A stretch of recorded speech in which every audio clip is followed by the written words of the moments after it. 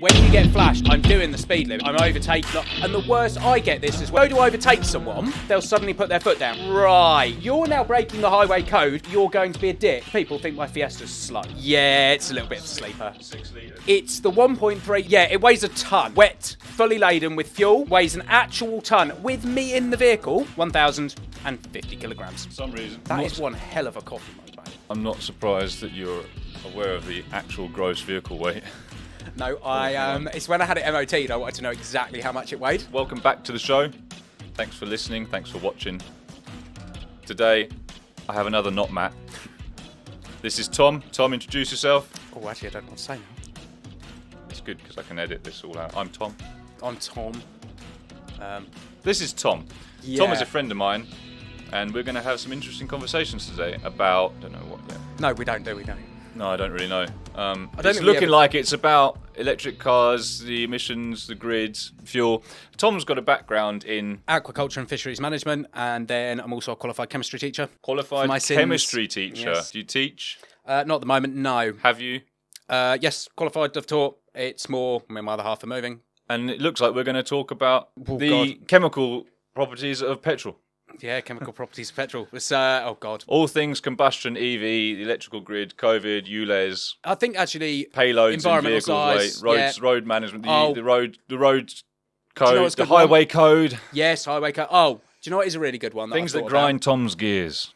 Do you know what? Van speed limits, commercial vehicle speed limits that nobody seems to ever know. That's what grates me, is you've got people driving, and I get it, on the motorway, everybody can do 70.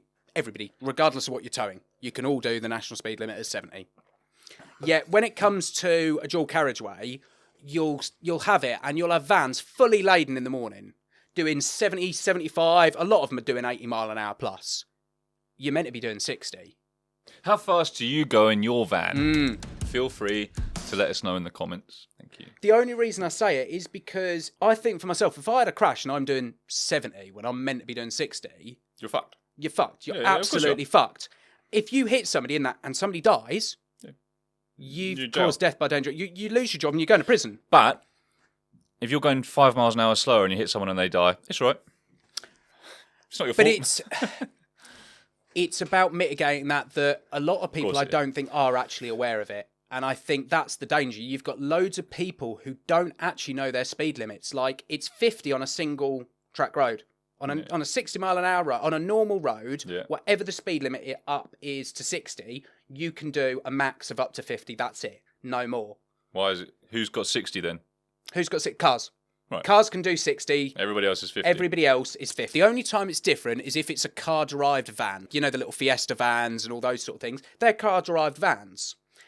If you have a Ford Transit, but it then becomes a people carrier, that's still a commercial vehicle. So you know, like a four-wheel drive truck. Oh, four-wheel Like drive. a Ranger. A single yeah. cab truck is a commercial vehicle.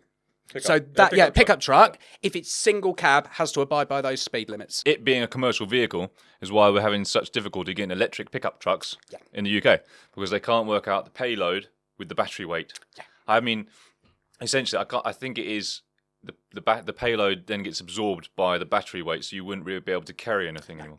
You'd have absolutely nothing on the back because the batteries weigh so much. That's my gripe with EVs, is the idea's great for small little journeys in cities. But they've got vans, electric vans, managing to get around. Yeah, but their payloads are too. And the thing is, do you know what? I have driven So their them. payloads are reduced. Yeah, they are going to be reduced. You're not going to be able to have the same payload. If it's like an Amazon delivery van, they don't need to carry a ton most of the time. No, they I mean, don't. They're mostly carrying empty cardboard boxes, to be honest. Yeah, I think when they're in cities, I think if the infrastructure's there for inside of a city, fair enough, it's fine. But the issue I have with them is getting everybody to change from the vehicles they currently have. Everybody in the country who currently drives a petrol or diesel vehicle, to then scrap them to spend more money on vehicles that are then built when they won't last the same amount of time. I know. Well, this is the problem that they are having with the cheaper boroughs being curtained with the new ULEZ area, is that these people cannot afford to have a car, to buy a car that will come in, and they can't afford to pay £12.50 a day. No, it's mad. And even the buses, like, you try and get a train in from, say, for example, let's go for Sydenham, for example. Well, that's the other thing. The TfL doesn't extend to those areas as well as it does in the centre. Because in the centre, it's fine. You can get public transport. You can get it all the time. Everywhere. But on those areas, they don't have the public. No, it's naff. It's like public transport out here. It's like 3 buses go past a day. Yeah, it's like to drive into the centre of London. Let's go from, do you know what? Let's go from Maidstone into Victoria. Train from Maidstone to Victoria would cost you, first thing in the morning, before, say, 9 or before 10. It's about £45. 45 quid, I'd imagine, something like that now. Cause it's... I mean, it was about £45 9 years ago when I was trying to get into London for work. Yeah, so I'd imagine it's about that. Now, you pay the £12.50 ULEZ. Yep. You're going to have to pay congestion, or say you go just outside of the congestion charge zone. Okay. So you're not going in there, but you're paying your £12.50 to go in if your car doesn't meet. Does it annoy you that congestion charge is more expensive than in ULEZ? Do you know what? I don't I think I do understand congestion charge because it's trying to be that deterrent to kind of be like, unless you really have to go in. But I mean, ULEZ is supposed to be, let's clean up the world. Yeah, ULEZ congestion is just, it's a bit busy here. Say you've got an old school turbo diesel from, let's go 1960, right? No DPF, chucking out a load of absolute crap. Yeah. Now I can pay my £12.50 and sit and ride my throttle and it doesn't all make day long. Yeah. Makes no difference. No. You can pay that £12.50 and sit. Do you know what? You could park that outside of school and be an absolute arse if you really wanted to and make a point. It won't make a difference to the environment. Have you seen the dinosaurs battling the ULEZ cameras? No. Oh, there's an 8 or 9 minute video about in the Sun article. There's these ULEZ campaigners now, only in the most recent extension, poor boroughs. Yeah, where it's gone all out, yeah. The vigilantes are the people that have time off work, evening works, or after work, or they're self-employed, so they work some days, or they're retired. So anyway, there's a group of them. There's like 20,000 of them in a Facebook group, and they say the ULEZ mobile camera has pulled up at this location, and then there's another team like that act on it. And they go out and they stand in front of the ULEZ camera with signs. Placards or block them. Yeah, I think it's amazing. One of them was just looking through I don't know why, I can't remember the exact reason in the video he points out for looking for this costume, but he found a T-Rex costume. It looks like an inflatable T-Rex, but it's a costume that you wear. And he went, that's 8 feet tall. That's exactly the height I need to block a ULEZ camera. And I don't have to carry a sign with me. So he went out in an orange T-Rex costume. And then now there's like 30 of these blow-up T-Rexes that go around blocking ULEZ cameras. It's like an 8-minute thing, and they all feel like vigilantes. Like, if I can save some old lady £12.50 a day so she can go to the supermarket, then I feel like it. And yeah, to be fair, they are. They're doing a good thing. Yeah, they are. Outrageous that they'd move the fact that, like, he wants £12.50 for people to drive certain car and all this. And I'm thinking, on my MOT, I got my emissions checked on my Fiesta, right? Apparently wouldn't meet ULEZ standards. Most likely not, no. What do you reckon my carbon was, or my CO2 output was? Tom, let's start again. I don't really have any frame of reference for carbon CO2 numbers before you let's tell put it me. this way. I couldn't guess. Fast idle, 0. What yours is? Yeah. When I actually asked Haynes when they'd done it, where it would sit, and he went, that's like a Euro 5, Euro 6 standard. Just putting out no emissions whatsoever. Because I look after my car. Yeah. Because I keep it clean. Well done, you. But the fact is, you look at a lot of people. Feel free to send me a photo of it if you like. I'll pop it up here. This is Tom's beast. But you look at people who drive, and you can look at them, and you just think, right, you'll hear somebody driving by, and it'll be misfiring. Yeah. Or you'll see a load of blue smoke coming out because they don't maintain their cars, and they're going, oh, but I meet emission standards. No, you don't actually, because it means that's what the emission standards your car would meet brand new. Yeah. Not after it's been run.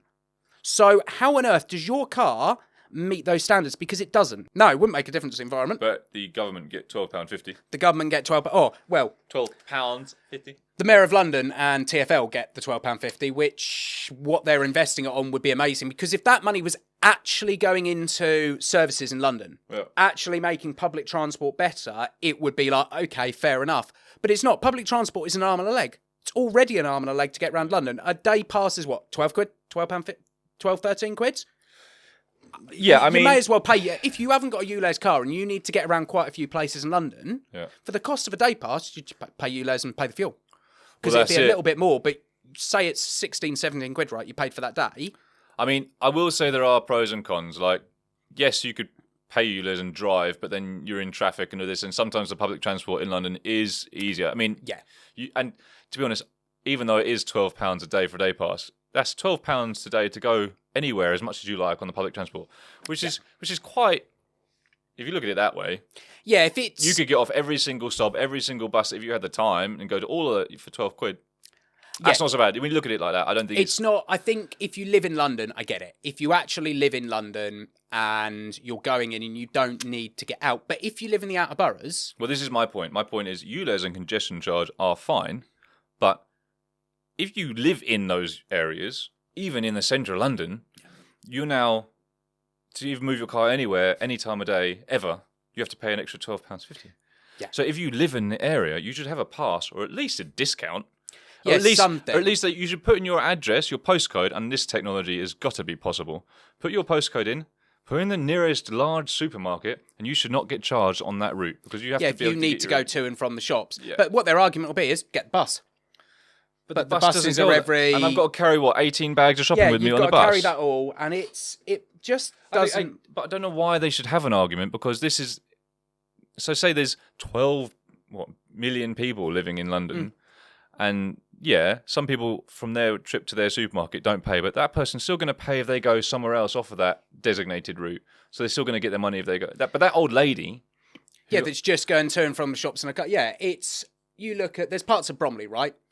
That are in. This is where that story was about the T-Rexes. Yeah, in Bromley and you've area. got bits there that are literally in the countryside, and they're it's part of ULEZ, and you go, just make it make sense, because it doesn't. It made sense when it was in the centre and the previous area. It made total sense, but I think even for the people, if they live in the centre, yes, they've got a lot of money. They can afford to live in the centre of London, to whatever people live in the centre of London. But still, they should be allowed to discount from their home to the nearest proper, not like a Tesco, your not car like doesn't meet it, not like an extra, not like a little supermarket. Like proper. One you need to go that you could get everything you needed to live in.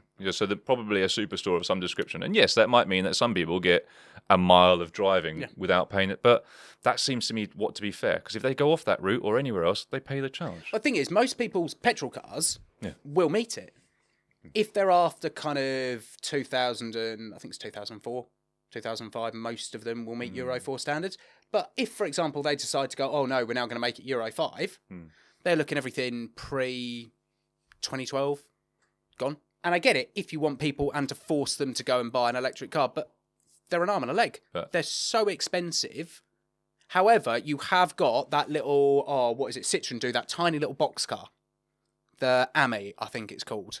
I might know what you're on about. Does about like 40 mile an hour, doesn't have a stereo, doesn't have anything inside you can it listen really. to everyone else's stereo. But do you know what? It wasn't designed for London. Because all the French kids drive around on mopeds, don't they? Yeah.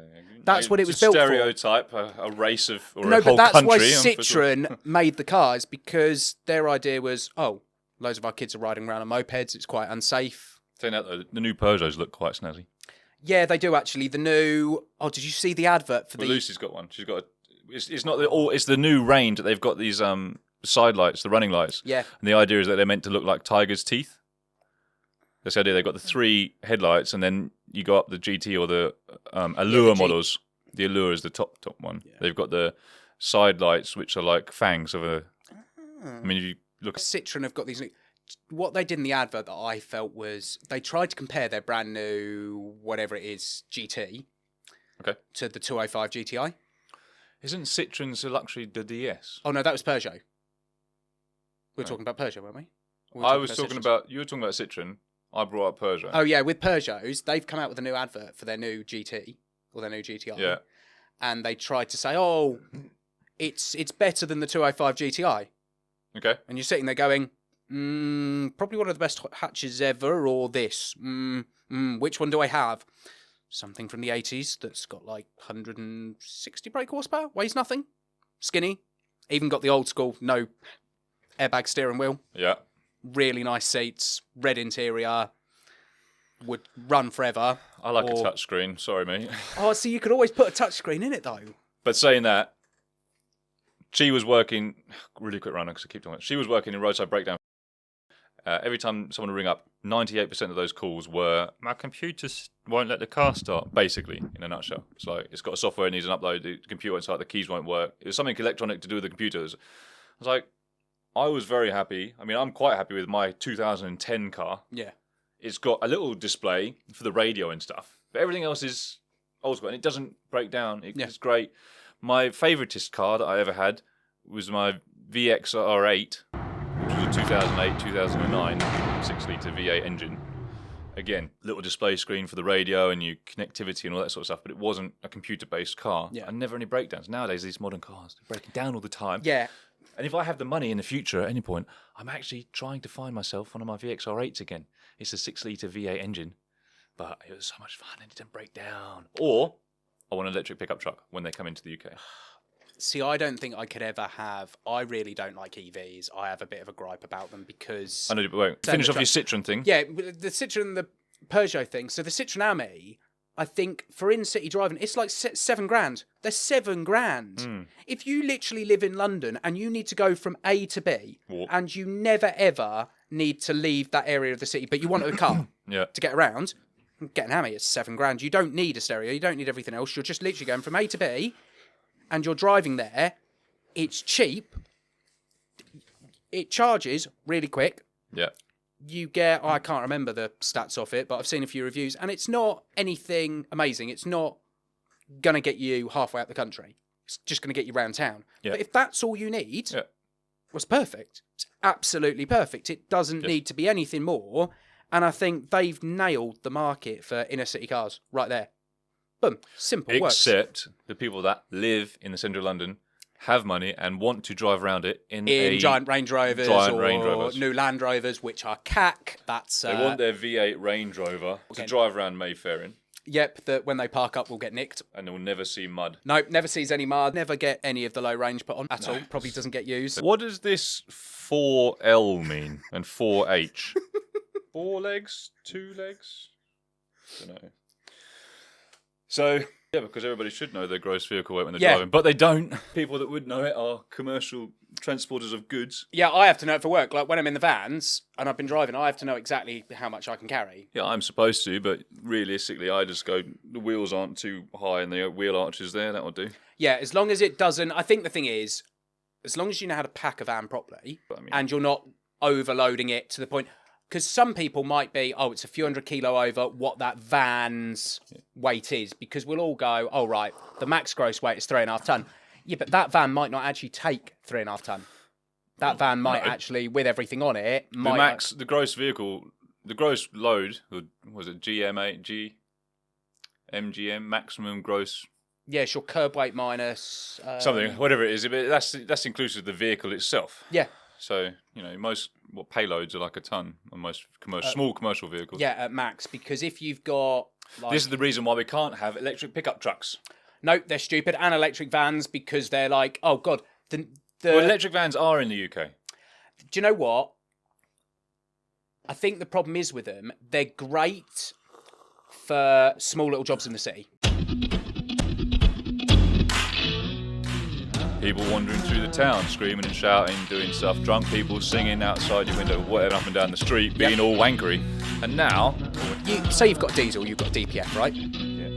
If you've got a petrol car, you've got a catalytic converter. Yeah. At 20 mile an hour, your cat isn't getting hot enough. It will knacker your fuel lines, damage your valves, damage your injectors, damage your cap.